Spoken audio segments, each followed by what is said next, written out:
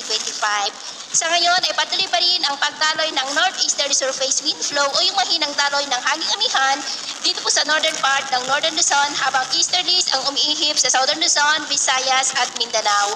At sa ating long range forecast, wala pa rin naman pong bagyo na namamataan na tatawid sa ating kalupaan for the next 2 weeks. At sa lagay ng ating panahon, ngayong hapon ay nakakaranas ng cloudy skies with isolated rain sa ilang bahagi ng Ilocos Region, Cordillera, Cagayan Valley, ilang bahagi ng Central Luzon, Southern Palawan, Samar Provinces, Leyte, Caraga at ilang bahagi po ng Davao Region.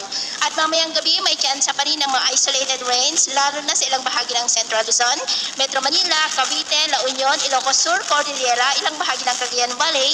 Kaya mag-ingat po tayo dahil may tsansa pa rin ng mga pagbaha at pagguho ng lupa. At sa atin naman pong mga baybayin, dahil sa northeasterly surface wind flow ay maalon po sa mga baybayin ng Batanes, Babuyan Islands at Ilocos Norte Seaboard ng mga alon ay posibleng aabot po hanggang sa 1.6 to 2.2 meters height. Kaya hanggat maaari po, iwasan na muna natin ang papalaot dyan sa mga may kulay pula para po mas makaiwas sa mga sakunang